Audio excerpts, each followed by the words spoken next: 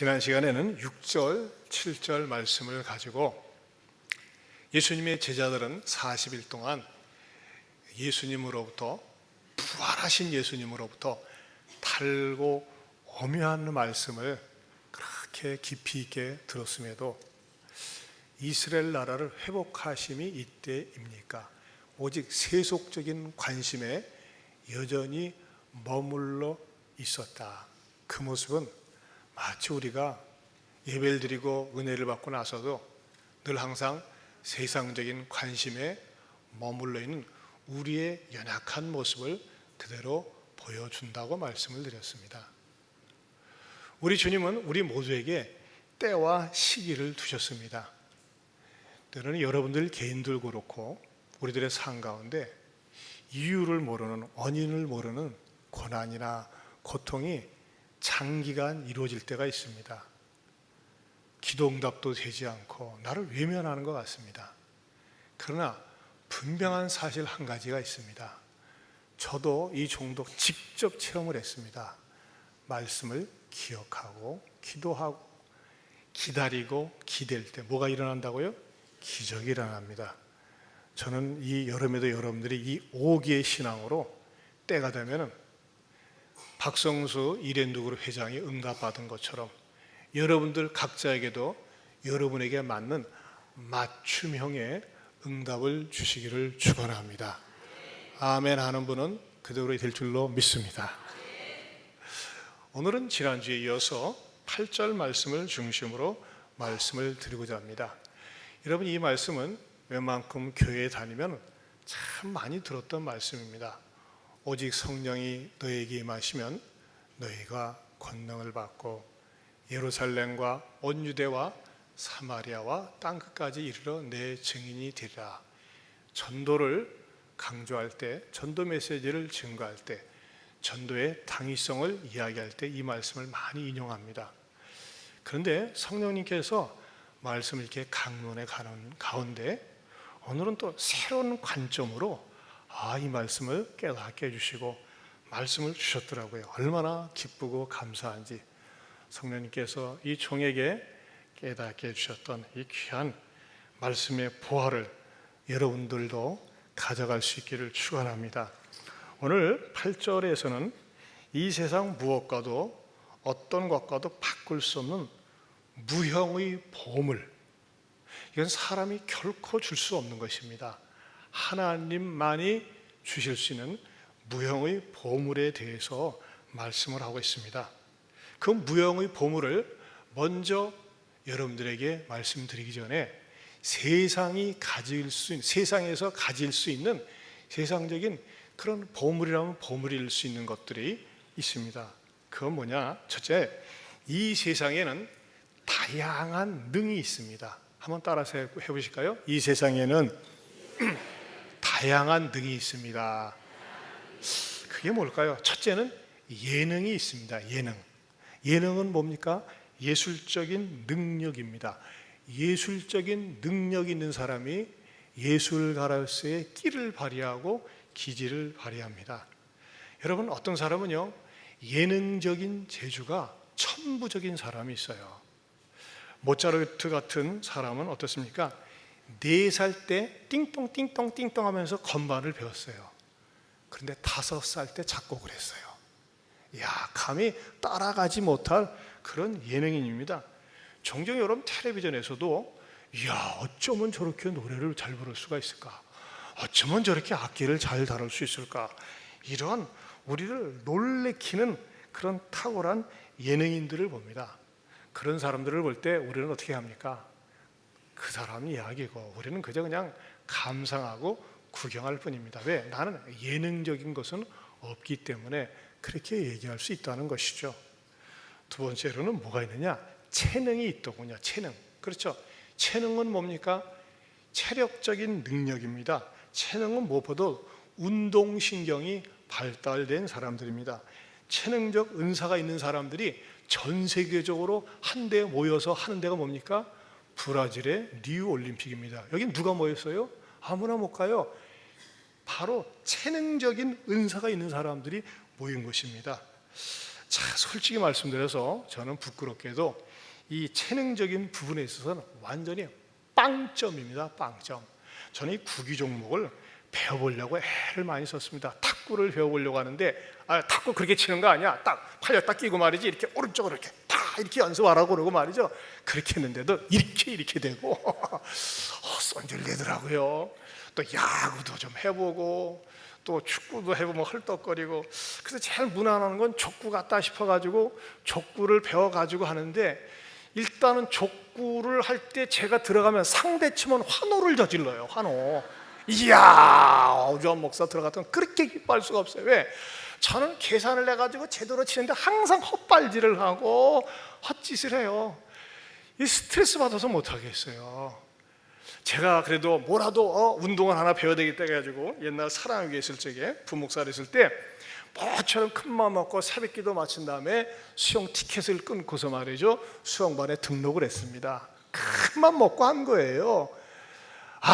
이제 수영 나도 좀 배워야지 했는데, 수영 첫날 갔더니 물고기 오리판 잡고 발로만 이렇게 하는, 저는 개헤엄은 좀 할 줄 알아요. 개헤엄. 근데 그건 힘들잖아요. 딱 하는데 첫날은 했어요. 근데 그 이튿날 이제 또 이렇게 신입회원 들어와가지고 딱 서는데 옆에 딱 보니까 어떤 아가씨 같은 사람이 딱 보여요. 딱 봤더니 세상에 같은 교회 부목사 부인이 거기 서 있는 거예요. 비키니 차이름으로. 이야, 이게 참 불편하더라고요. 근데 더더군다나 저를 시험에 들게 한 것은 수영 선생님께서 그 여자들한테는 사근사근하게 잘하는데 남자들한테는 무뚝뚝하게 하고 또 망신 줄, 왜 남자가 돼가지고 그것도 못합니까? 하면서 하는데 스트레스 받아서 못하겠어요. 그리고 일주일 만에 딱 그만둬 버렸습니다. 저는 이렇게 체능의 은사가 없어요. 그러나 제가 잘하는 것은 있습니다. 숨쉬기 운동 잘하고 걷기 운동하는 거 좋아합니다. 혼자 걷는 거. 왜 저는 체능적인 은사가 없어요? 세 번째로는 뭐가 있습니까? 기능이 있습니다. 기능은 뭡니까? 손재주가 탁월한 것이죠. 무슨 물건이든 무슨 기계든 참 잘 들립니다. 여러분, 전 세계적으로요, 우리 한국 사람들이 이 기능 면에 있어서는 탁월합니다. 젓가락을 잘 쓰기 때문에 그렇다는 말도 있고, 어쨌든지 간에 깜짝 놀랄 소식이 지난주에 있었는데요. 여러분, 자동차 만드는 세계의 종주국, 원조라면 어딜까요? 독일입니다.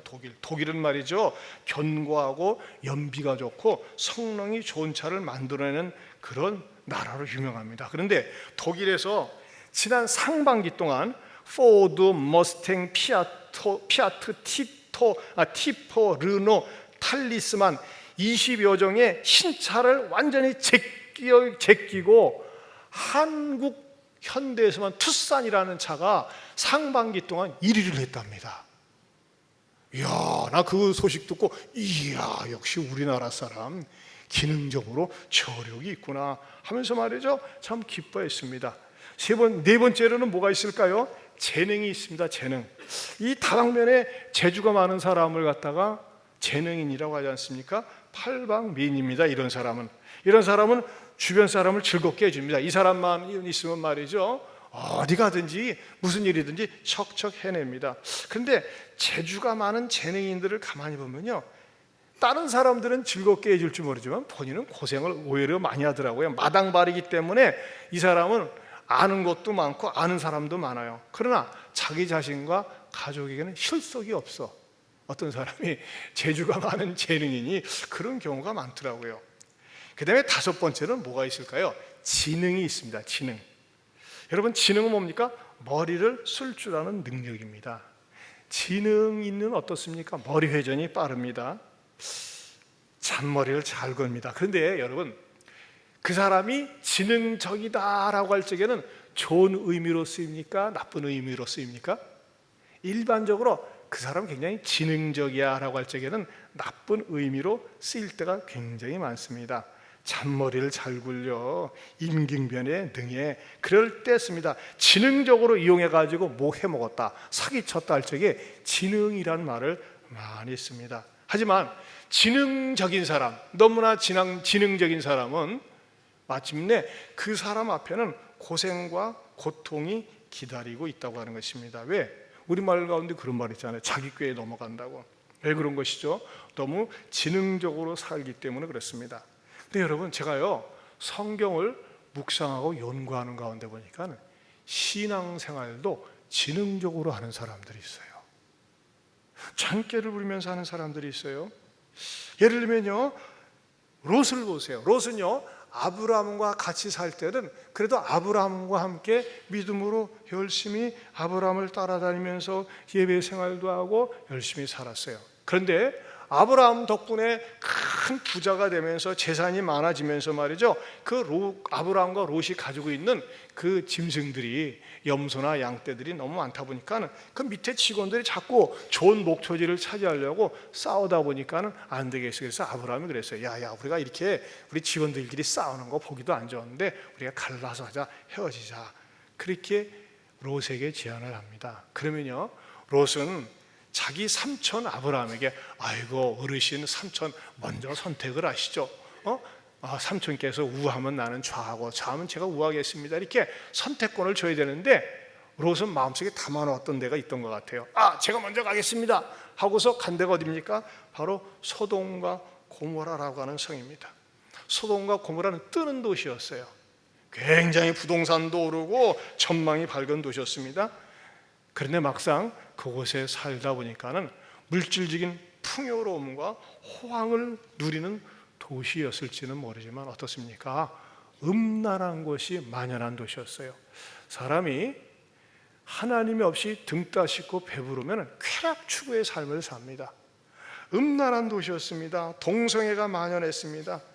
누구든지 쉽게 성매매를 할 수 있는 도시였습니다. 이런 분위기였어요. 판사가 전단지 보고 전화 걸어가지고 성매매를 해도 누구도 말하지 않습니다. 왜? 그건 개인적인 일일 뿐이고 뭐 재판에 영향을 주겠느냐, 지가 좋아서 한 건데. 이런 분위기가 바로 소돔과 고모라 성의 분위기였다고 하는 것입니다. 그래도 롯에게는요, 일말의 신앙 양심은 있었어요. 이러다가 소돔과 고모라 망하는데 이렇게 살면 되겠는가, 이렇게 더럽고 지저분하게 살면 되겠는가. 그러면요, 그가 하나님 앞에서 엎드려서 기도하든지 해야 되는데 자꾸 세상을 비판하고 원망하는 생각으로 가득 찼어요. 그러면서 아브라함과 더불어 살 때 끊었던 술을 홀짝홀짝 마시기 시작합니다. 누굴 데리고? 자기 딸들과 더불어서 같이 술을 마셨어요. 그리고 마침내 소돔과 고모라가 멸망할 때 극적으로 탈출을 하는데, 그것도 자기가 잘나서 탈출한 게 아니라 아브라함의 아브라함의 중보기도 때문에 살아서 탈출하게 됩니다. 하지만 끝내 그 소돔과 고모라 성에 대해서 미련을 버리지 못한 롯의 처는 뒤를 돌아보다가 소금 기둥이 되고 말죠. 그리고 남은 가족은 롯과 두 딸밖에 없습니다. 그런데 두 딸은 어떤 선입견을 갖습니까? 이 세상에 믿을 놈 하나도 없네, 남자들 전부 더럽고 지저분한 것 같아 하면서 자기 아버지에게 계속 술을 먹이면서 말이죠, 그 아버지를 통해서 동침해가지고 아들들을 낳습니다. 저는 여기서요, 정말 이해할 수 없는 것이 있어요. 아버지가 아무리 술을 많이 먹는다고 이게 자기 마누라인지 남의 여자인지 딸인지 구분을 못합니까? 제가 잘 몰라서 그러는데 혹시 술 많이 드셔보신 분들? 저는 술을 한 번도 먹어본 적이 잘 모르겠어요. 아니 그런다고 이게 딸인지 아내인지 남의 여자인지 구분 못하느냐 이거예요. 저는요, 이것이 평소에 술의 습관 때문에 나오지 않았나 이런 생각이 들어가는 거예요. 그런 의미에서 롯은 어떤 사람이었을까요? 그는 머릿속으로는 알고 있었어요. 세상이 이렇게 살다간 망한다고 하는 건 알고 있었어요. 성경에 보면요, 그 세상 돌아가는 것 때문에 마음이 상했다 그랬어요. 그건 뭐예요? 분별력까지 있었어요. 하지만 그는 그의 지능적인 교인, 명목상의 교인으로 전락했기 때문에 마침내 나중에는 말이죠, 비참한 집안의 조상이 되는 거예요. 부끄러운 집안의 조상이 되는 것입니다. 자, 그렇다면요, 우리는 오늘날 어떻게 해야 할까요? 크게 두 번째로 권능을 받아야 합니다. 따라서 합시다. 권능을 받아야 합니다. 제가 방금 말씀드린 예능, 체능, 기능, 재능, 지능은요, 후천적입니다. 선천적인 것도 있지만 대부분이 본인이 노력하고 연습해서 학습을 통해서 얻을 수가 있습니다. 하지만 여러분, 권능이라고 하는 것은요, 받는 것입니다. 권능은요, 하나님이 주셔야만이 됩니다. 학습한다고 얻는 것이 아닙니다. 하나님이 주셔야 합니다. 하나님으로부터 나오는 것입니다. 오늘 8절에 보면요, 다시 한번 보겠습니다. 시작. 오직 성령이 너에게 임하시면 너희가 무엇을 받고? 권능을 받고, 거기다 네모 박스를 탁 치세요. 권능을 받고. 여기서 이 권능을 받는다고 할 때 이 권능이란 말의 원어는요, 디나민이에요. 디나민. 근데 이 디나민은 말이죠, 어디에서 나왔느냐? 디나미스에서 나왔어요. 디나미스. 그런데 이 디나미스라는 말은, 죄송하지만 한번 따라해서 해보세요. 디나미스. 이 헬라어인데 말이죠, 이 디나미스 속에는 두 가지 뜻이 담겨져 있어요. 이 디나미스는 권능이라는 말인데 두 가지 뜻이 담겨져 있다. 첫째는 뭐냐? 다이나마이트의 의미가 있습니다. 다이나마이트가 바로 디나미스에서 나온 말이에요. 어원이 바로 디나미스라는 거예요. 근데 디나미스에서 파생된 우리 영어가 다이나마이트예요. 여러분, 다이나마이트는 뭡니까? 단단한 바위 속에 다이나마이트 딱 집어넣으면 막 폭발을 시킵니다.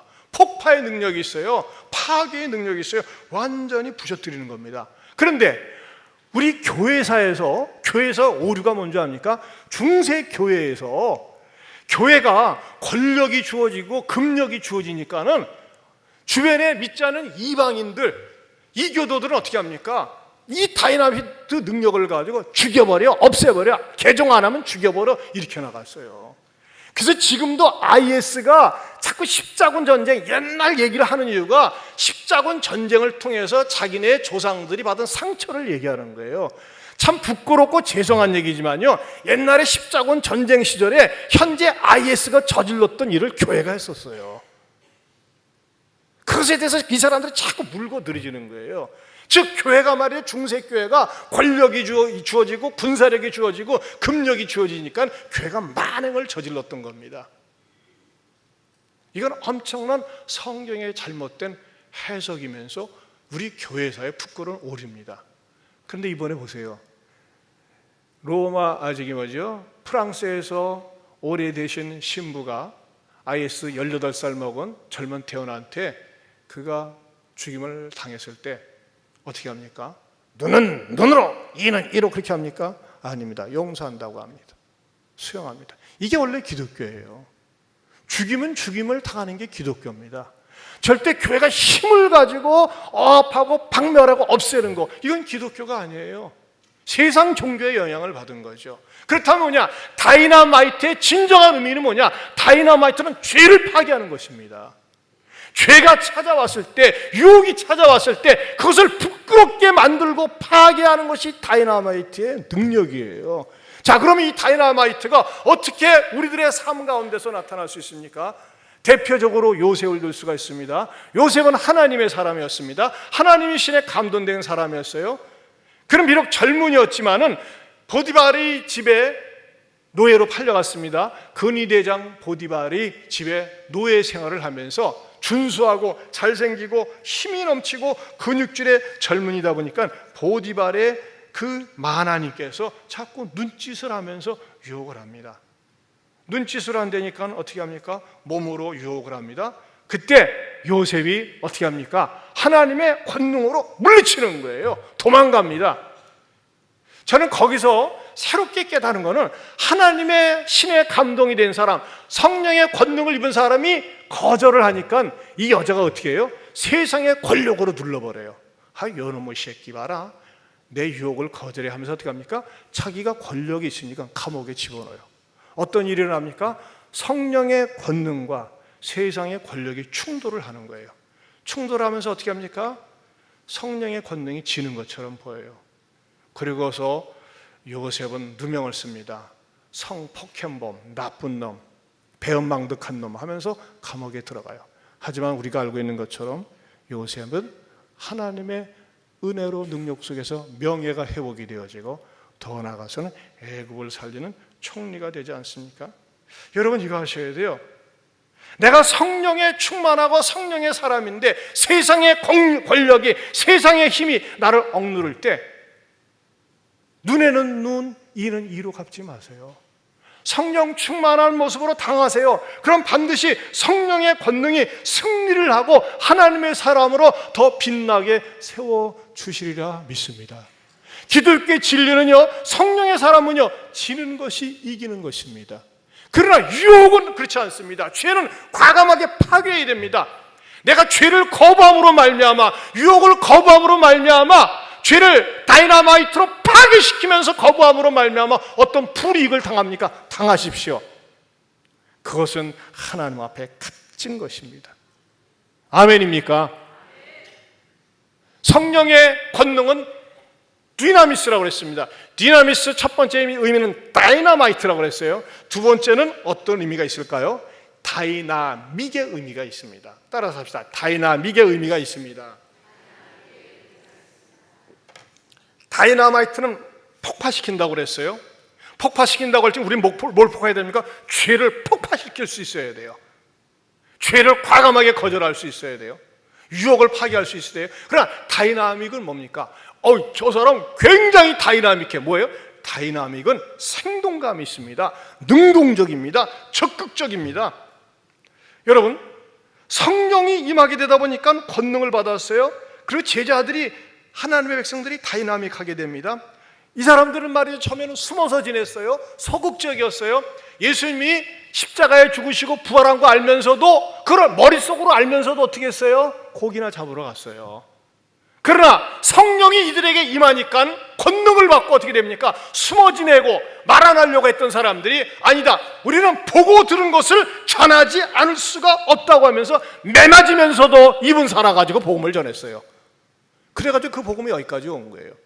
여러분, 이 다이나믹한 능력은 지금도 역사를 한다고 하는 것입니다. 어떻게 역사를 합니까? 누가 뭐라고 그래도 내가 교회를 통해서 복음을 듣고 예수를 믿게 되면 그 예수님이 내 안에 들어오셔서 내 삶을 바꾸시고 내 삶을 능동적으로 적극적으로 감사의 사람으로 만들면서 내가 믿는 예수를 전하지 않으면 견딜 수 없도록 만들어 주십니다. 이것이 바로 증인의 삶입니다. 여러분, 증인은 뭡니까? 종종 많이 보잖아요. 어느 사고를 해서 누가 몇 월 며칠 날 교통사고가 났었는데 본분 있으면 말씀해 주세요. 자기 해석을 할 필요 없어요. 본대로 얘기하면 돼요. 증인은 뭡니까? 내가 예수 믿고 난 다음에 내 삶 속에 변화가 일어난 게 내가 알아요. 내가 예수 믿기 전에는 어둡게 살고 우울하게 살고 슬프게 살고 인생을 한탄하면서 살았는데 예수님을 믿고 나니까는 내가 기쁘게 삽니다. 감사하게 삽니다. 비록 가난해도 병들어도 나는 만족합니다. 이것이 증인의 삶입니다. 이 삶이 저 여러분들에게 있기를 바랍니다. 이게 증인의 삶, 이게 다이나믹한 거예요. 더군다나 이 다이나믹한 성령님이, 이 다이나믹한 권능이 내 안에 들어오게 되면요, 이 세상이 힘들고 고달프고 어렵다 할지라도, 나를 알아주지 않는다 할지라도 성령님께서 내 안에 빛을 비추면서 나를 주도적으로 이끌어가요. 그래서 에베소서 5장 18절에 이렇게 말씀하고 있습니다. 같이 읽어보겠습니다. 시작. 술 취하지 말라. 이는 방탕한 것이니 오직 성령으로 충만함을 받으라. 여러분, 성령 충만함이 얼마나 중요한 줄 아세요? 여러분, 판사 정도 되려고 하면요, 진짜 공부 많이 해야 됩니다. 안 그렇습니까? 부장판사 쉽지 않아요. 오늘 일부 때도 우리에게 판사가 있거든요. 아직 판사 얘기를 하니까 긴장해서 들어. 자기 얘기하는 줄 알고 자기 얘기 아니거든. 여러분, 우리가 알잖아요. 판사가 어떻게 전단지 찌라시 하나 보고 어이구, 여자 쫙 잘 빠졌네, 이 여자랑 좀 만나고 싶네 해서 무슨 일을 하고 싶네 해가지고 전화 걸고 그 모텔에서 만나는 거 맨정신으로 되겠어요? 뭐해서 그랬어요? 술 취해가지고 멍멍하니까는 잘 안 먹으니까 뭐했어요? 술 취하니까. 술이 왼수일 때가 많아요. 자, 그러면은 술을 안 먹었는데도 헛짓을 한다.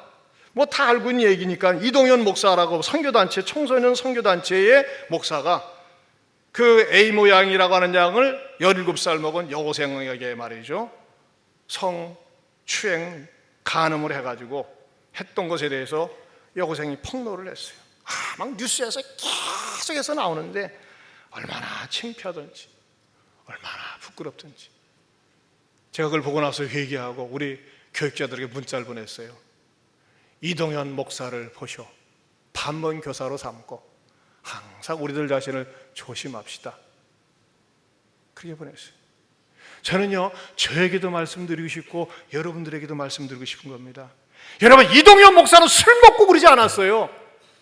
그러면 왜 목사라는 사람이 자기 밑에는 양을 갖다가 어린 여고생을 그런 짓을 할 수가 있었겠습니까? 이런 사람은요, 성령 없이 선교 사역을 하기 때문에 그렇습니다. 이런 사람은 어떤 사람입니까? 성령 없이 기능적인 지능인이기 때문에 그렇습니다.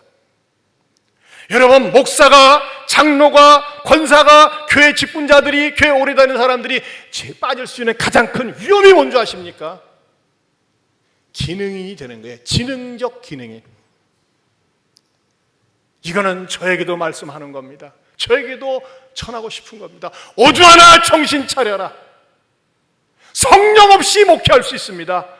여러분, 이것은 직분자들에게만 해당됩니까? 아닙니다. 우리 모두 마찬가지입니다. 교회를 열심히 다니는 썬데이 크리스찬은 될 수 있지만은 성령의 권능을 받지 못하고 기능인으로서 다닐 수 있어요. 기능적인 지능인으로 다닐 수 있다고 하는 것입니다. 왜? 지능인은 뭐예요? 다 안 되니까요. 근데 가슴이 뜨겁지가 않아요. 머리는 다 알아요. 쌈박하게 알아요. 다 알아요. 그러니까 성령이 떠나 있는 거예요. 그러다 보니까 죄를 쉽게 짓습니다. 죄의 유혹에 쉽게 넘어갑니다. 누가요? 아무리 직분자가 되었건 목사가 되었건 장로가 되었건 그 어떤 사람도 마찬가지입니다.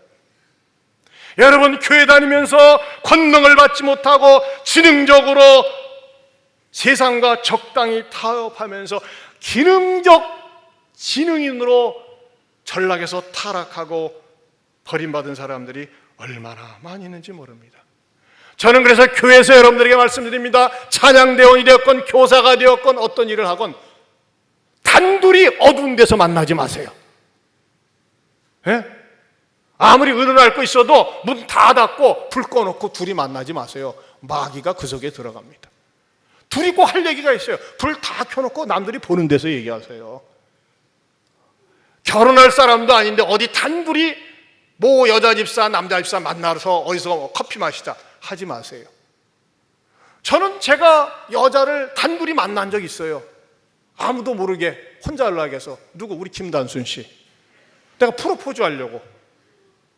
그러나 여러분, 그럴 사이가 아니라면 단둘이서 이성이 만날 이유가 없는 거예요. 조심해야 됩니다. 저는 성경을 연구하면서 아쉬운 게 있어요. 방금도 말씀드렸지만 롯이 성령의 권능을 힘입은 사람이라면 소돔과 고모라 성에 들어가서 적어도 10명 의인은 만들 수 있었다는 것입니다. 그러나 그런 성령 떠난 지능인이었어요. 세상 문제에 대해서 정죄하고 판단할 줄 알았지만 그 도시를 위해서 눈물을 머금고 기도하지 않았어요.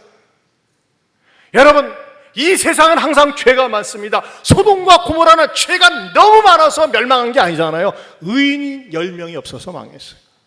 그렇다면 롯이 말이죠, 그 사람이 성령의 사람이고 아브라함과 같은 영성을 가지고 있었다면 그 도시를 위해서 기도하면서 10명 전도 못했겠어요? 그럼 안 망했죠. 여러분, 남의 얘기입니까?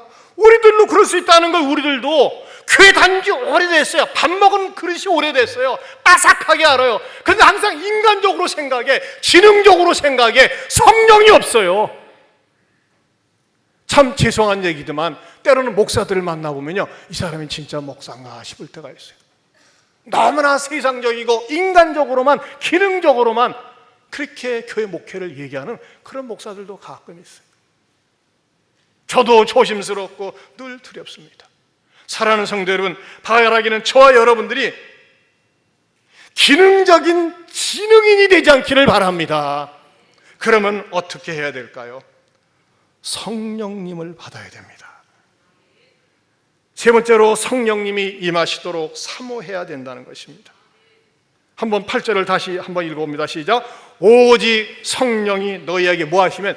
임하시면 그랬어요. 성령님이 임하시면. 자, 그러면 궁금합니다. 성령님이 임하는 것은 이 성경에 등장하는 제자들에게, 성경 속에 있는 인물들에게만 임하느냐 이거예요. 그러면 우리는 그냥 참고만 하면 돼요. 아닙니다. 이 성경에서 말씀하시는 성령의 강림은 지금도 역사하고 임하십니다. 저는 제가 제 아이들을 위해서 기도할 때 가장 큰 기도 제목은 주여 우리 아이들에게 성령님 임하여 주시옵소서. 성령 받는 겁니다. 성령은 두 가지로 나타난다고 그랬습니다. 하나는 중생하게 하는 성령입니다. 거듭나게 하는 성령입니다. 이 성령님은 나로 하여금 하나님의 자녀로 만듭니다. 그러나 여러분 어떤 성령이 필요합니까? 매 순간 매 시간마다 임하는 성령의 역사가 필요합니다.